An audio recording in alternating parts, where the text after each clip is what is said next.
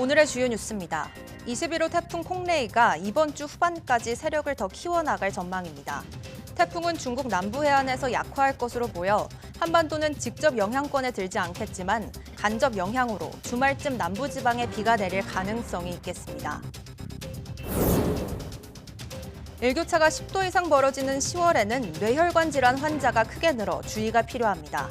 일교차가 1도 높아지면 뇌졸중 위험이 2.4% 커지는 것으로 나타났는데 신체 마비나 언어 시각장애, 두통 등이 나타나면 꼭 병원 검진을 받아봐야 합니다. 애플이 애플 인텔리전스가 포함된 아이폰 운영체제를 배포한다고 밝히면서 애플 기기에 인공지능 탑재를 본격화했습니다. 또 AI가 탑재된 아이패드와 맥용 소프트웨어도 함께 출시하고 최신 실리콘 칩 M4를 장착한 아이맥도 선보였습니다. 토스가 고객의 개인 신용 정보를 무단으로 수집하고 사용한 혐의로 53억 원대의 과징금을 부과받았습니다. 이번 과징금은 신용정보법 개정 이후 가장 큰 금액입니다.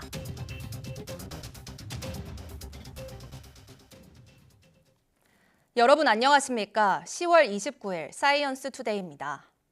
최근 21호 태풍 콩레이가 발달하면서 올가을 한반도 부근에 이례적으로 11월 태풍이 북상하는 건 아닌지 우려가 나옵니다. 과거 73년 동안 우리나라는 11월에 태풍을 맞은 적이 단 한 차례도 없는데요. 과연 이번 태풍은 어디로 향할까요? 정혜윤 기자가 분석했습니다. 필리핀 마닐라 동쪽 해상에서 세력을 키우고 있는 21호 태풍 콩레이입니다. 이 부근 바다 온도는 여전히 30도에 육박하는 높은 상태로 태풍은 당분간 더 발달할 전망입니다. 또 이번 주 후반 태풍 중심 풍속은 시속 180km로 달리는 기차를 탈선시킬 정도의 매우 강한 수준까지 거세질 것으로 보입니다. 특히 최근 콩레이가 한반도와 일본 부근까지 북상할 가능성이 제기되면서 심상치 않은 태풍 경로에 대해 관심이 쏠렸습니다. 하지만 기상청이 새로 발표한 전망을 보면 태풍 콩레이가 한반도 부근까지 북상하는 이례적인 11월 태풍으로 기록될 가능성은 작습니다. 기상청은 태풍이 강하게 발달하긴 하지만 높은 산맥으로 둘러싸인 타이완을 통과한 뒤 세력이 약화하는 데다 남하하는 찬 공기에 가로막혀 중국 남부 해안에서 열대 저압부로 변질할 것으로 예상했습니다. 태풍이 한반도에 직접적인 영향을 주기는 어렵다고 보는 겁니다. 실제로 통계 자료가 산출되기 시작한 1951년 이후 지난 73년 동안 11월에 태풍이 한반도에 직접 영향을 주거나 상륙한 적은 단 한 차례도 없었습니다. 통계적으로 11월에 태풍이 한반도에 영향을 준 사례는 없습니다. 제21호 태풍 콩레이는 강하게 발달할 가능성은 있지만 11월 1일경 타이완을 지나면서 급격히 강도가 약해지겠고 이후 중국 남부 해안을 따라 북상하는 과정 속에 북쪽의 찬 공기를 만나 추가로 약화될 전망입니다. 전문가들은 사상 첫 11월 태풍은 피했지만 올가을 폭염과 호우에 연이은 태풍까지 북상하고 있어 지속적인 경계와 대비가 필요하다고 강조합니다. 보통 이 시기에는 우리나라 상공으로 찬 공기가 남하에 있기 때문에 태풍이 한반도 부근까지 북상하지 못합니다. 다만 올해는 가을 날씨가 워낙 이변이 많아서 태풍이 약해져도 비구름으로 인한 강한 호우 등으로 피해가 발생하지 않는지 지속적으로 살피고 대비하는 것이 중요할 것 같습니다. 기상청은 이번 주 후반 남은 비구름 영향으로 제주도와 남해안을 중심으로 비바람이 강해지고 해상에는 최대 4m 이상의 높은 파도가 일겠다며 지속적인 대비와 주의를 당부했습니다. YTN 정혜윤입니다. 일요일 밤부터 월요일 새벽 사이 중국발 스모그가 유입된 데다 짙은 안개까지 엉키며 일부 지역은 초미세먼지 농도가 나쁨 수준까지 올랐습니다.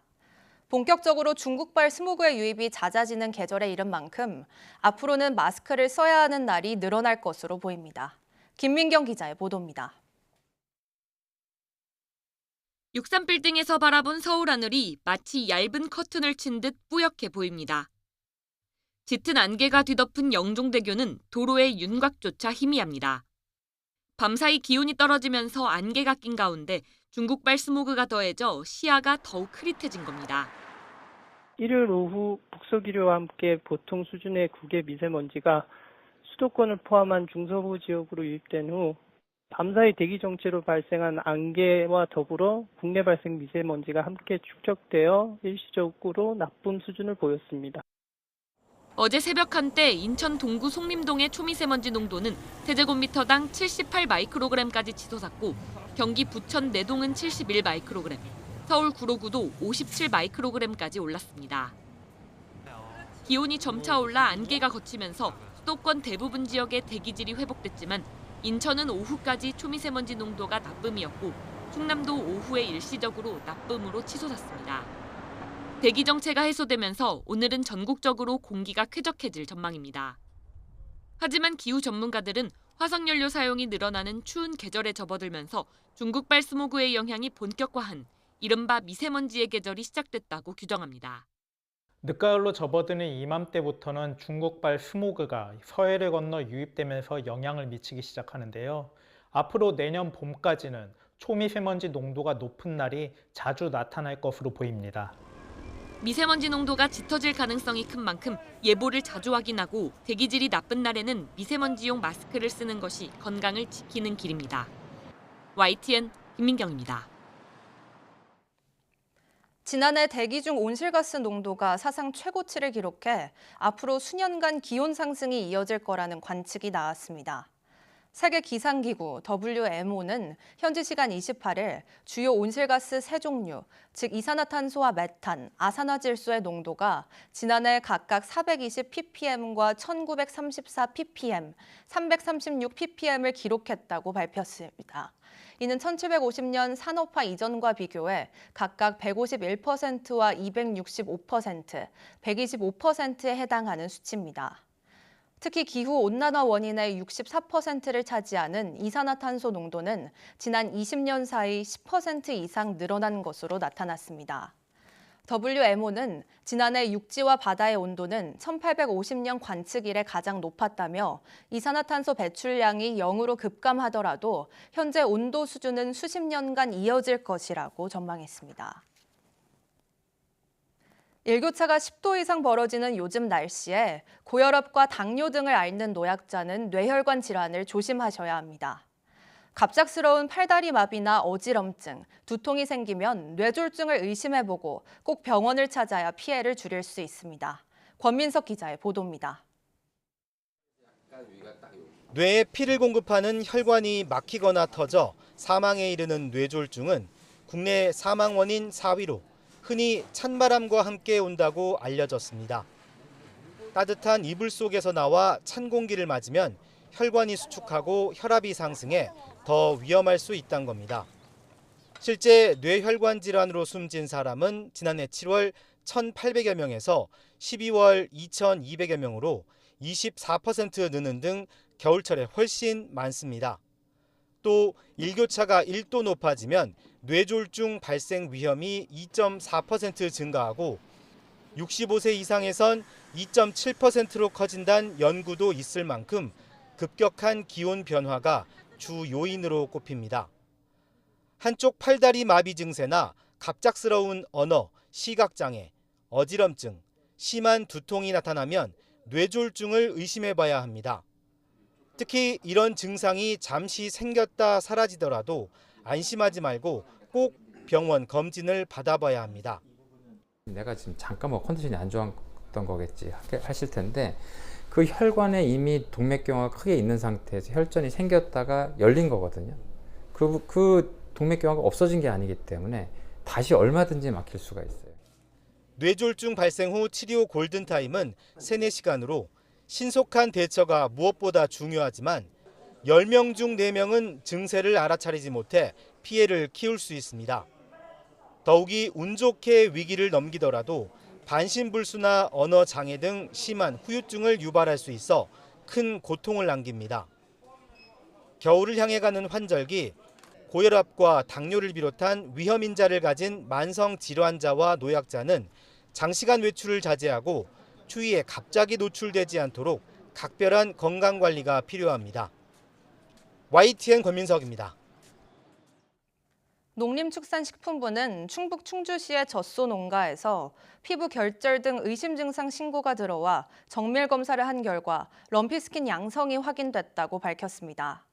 이에 따라 방역당국은 충주시와 인접 6개 시군의 축산관계시설 종사자, 차량에 24시간 일시 이동 중지 명령을 내렸습니다.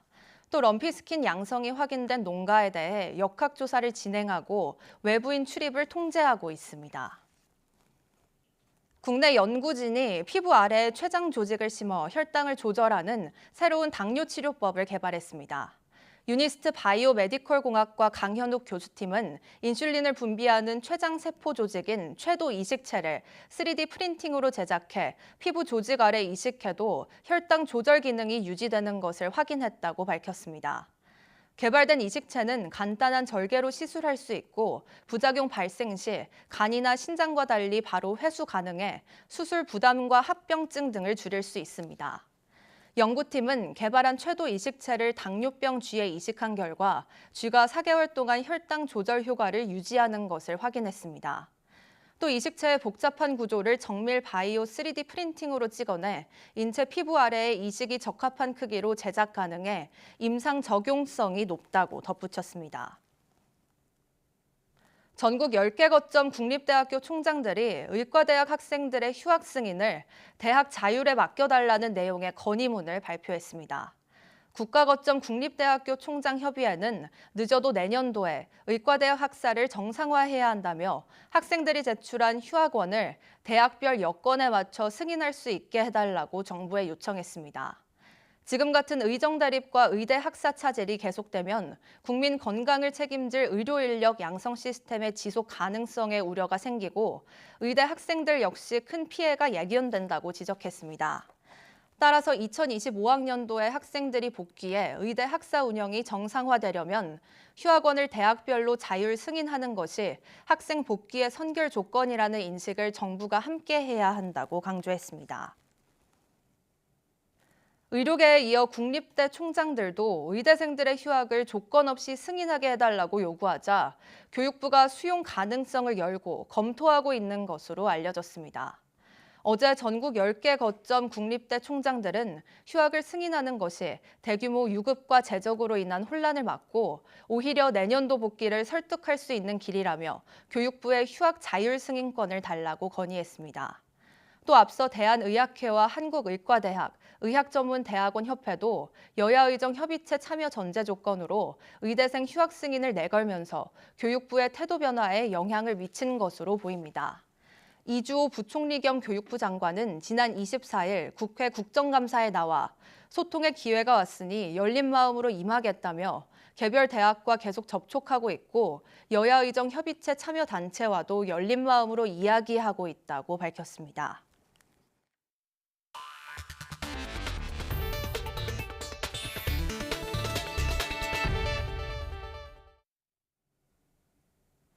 우리나라 인공지능 연구의 구심점 역할을 할 국가 AI 연구 거점이 문을 열었습니다.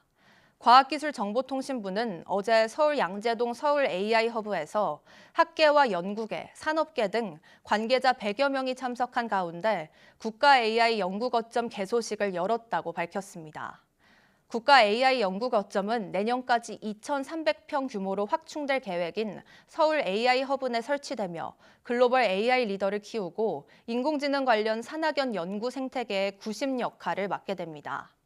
연구 거점 구축과 운영을 맡은 기관은 카이스트와 고려대, 연세대, 포스텍 컨소시엄이 선정됐으며 협력 기업으로는 네이버 클라우드와 포스코 홀딩스, LG전자 등이 참여합니다. 과기정통부는 국가 AI 연구 거점을 통해 미국과 프랑스 등 해외 연구자들이 일정 기간 국내에 상주하며 도전적인 AI 연구를 진행하며 정기적인 국제 세미나 개최 등 글로벌 네트워크를 구축해 나갈 예정이라고 밝혔습니다. 그럼 유상임 장관의 말 직접 들어보겠습니다.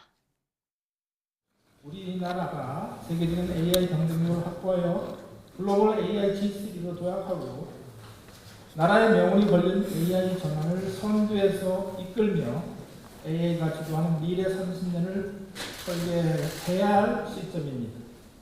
오늘 출범하는 국가 AI 연구거점은 대한민국의 AI 연구 중심지로 자리매김할 것이며 국내외 연구자들이 자유롭게 교류하고 협력할 수 있는 플랫폼이 될 것입니다. 아이폰 등 애플의 기기에 인공지능 기능이 본격적으로 실행됩니다. 애플은 자사의 AI 시스템, 애플 인텔리전스가 포함된 아이폰 운영체제 iOS 18.1을 배포한다고 밝혔습니다. 또 자체 개발한 최신 시스템 온칩 M4를 장착해 처리 속도를 약 2배로 높인 일체형 데스크톱 아이맥도 출시했습니다. AI 기능이 탑재된 아이패드와 맥용 소프트웨어 버전도 함께 출시했는데 애플의 이번 AI 기능 출시는 지난 6월 처음 공개한 지 4개월여 만입니다. 애플 인텔리전스의 AI 기능은 많은 이메일을 다 확인할 필요 없이 당일 예정된 점심 일정이나 탑승권 등 가장 시급한 것을 먼저 확인하도록 도와주고 내용을 요약해 줍니다. 미국 정부가 인공지능과 반도체, 양자 컴퓨팅 등 최첨단 기술 분야에서 미국 기업의 중국 투자를 통제하기로 했습니다. 미국 재무부는 지난해 8월 조 바이든 대통령이 서명한 행정명령에 대한 의견 수렴과 부처 간 협의를 거쳐 대중국 투자 규제 최종 규칙을 발표하고 내년 1월 2일부터 시행한다고 밝혔습니다. 미국은 우려 국가에 중국과 홍콩, 마카오를 넣어 사실상 중국에 대한 미국 자본의 최첨단 기술 분야 투자를 전면 통제했습니다. AI와 첨단 반도체 분야 등에서 중국에 투자를 진행하려는 기업은 사전에 투자 계획을 신고해야 하며 규제 권한은 미국 재무부가 가지게 됩니다. 백악관은 대통령령의 행정명령에 명시된 대로 최종 규칙은 미국의 심각한 국가안보 위협을 초래하는 특정 기술과 제품과 관련된 특정 거래에 미국인이 관여하는 것을 금지한다고 설명했습니다. 정의선 현대자동차그룹 회장과 토요타 야키오 토요타그룹 회장이 레이싱 경기장에서 우회를 뽐냈습니다. 글로벌 완성차 1, 3위 업체의 협력 가능성이 커진 가운데 취임 2주년을 맞은 이재용 삼성전자 회장도 참석해 전장사업 협력에 대한 기대를 높였습니다. 박기환 기자가 보도합니다.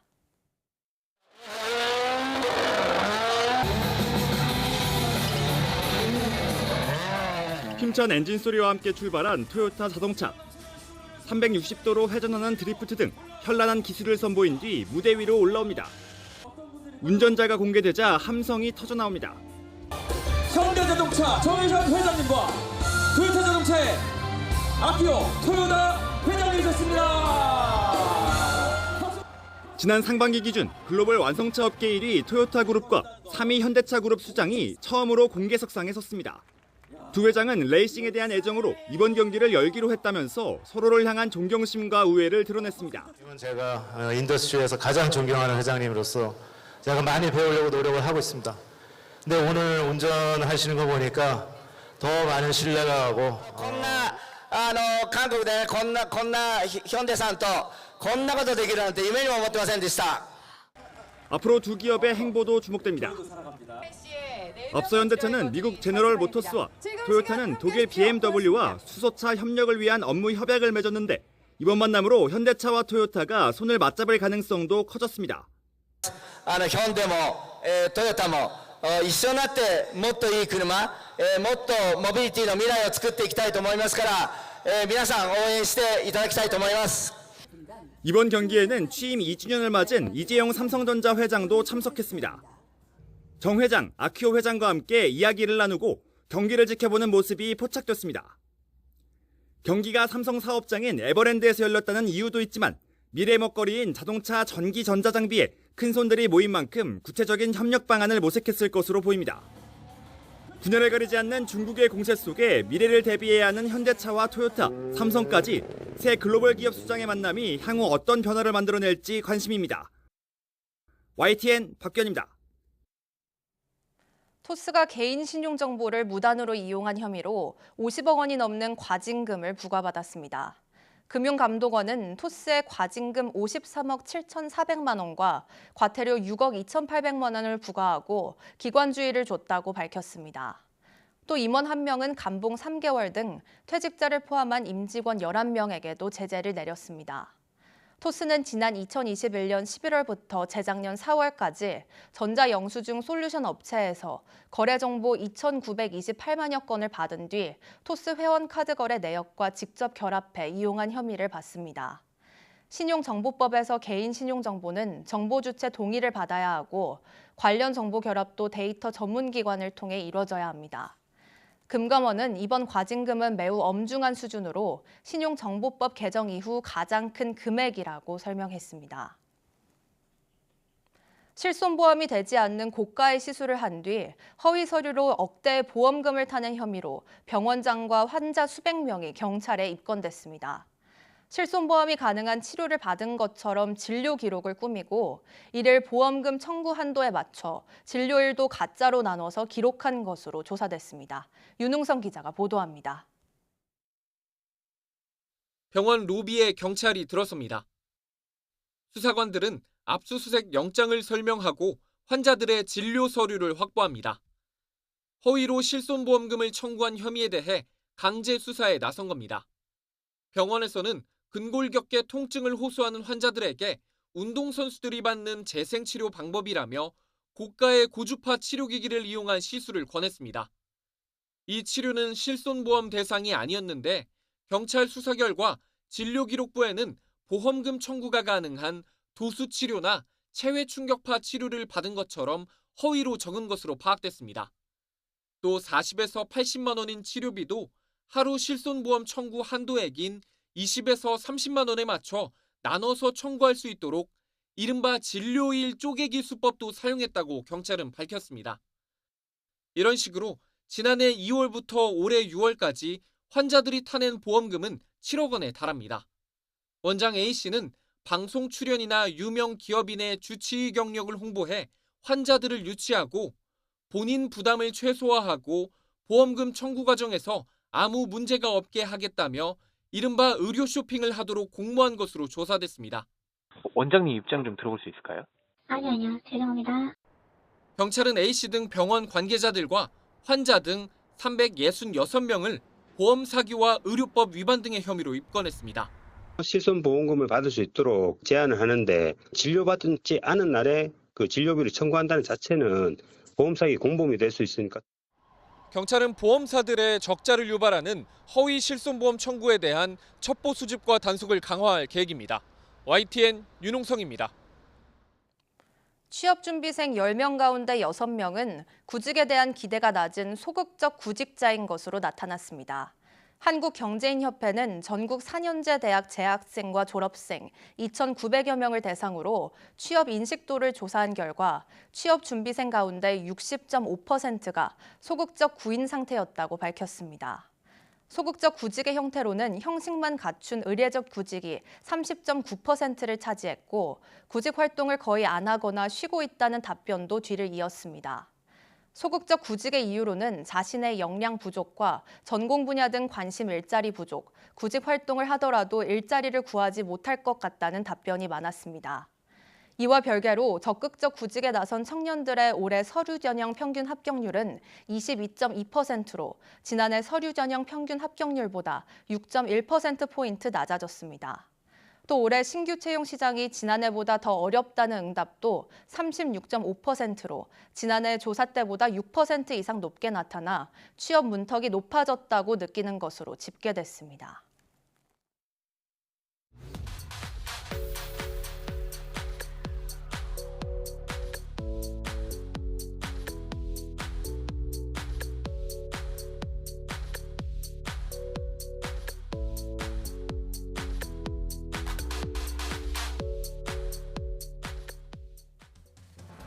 오늘은 세계 뇌졸중의 날입니다. 뇌졸중의 위험성을 알리고 예방의 중요성을 강조하기 위해 지정된 날인데요. 국내 사망 원인 4위인 뇌졸중은 일교차가 큰 시기에 발생 위험이 높아진다고 하니 팔다리 마비나 어지럼증, 두통 등이 나타나면 꼭 병원을 찾아야 하며 급격한 기온 변화에 주의하시는 게 좋겠습니다. 뉴스 마칩니다. 고맙습니다.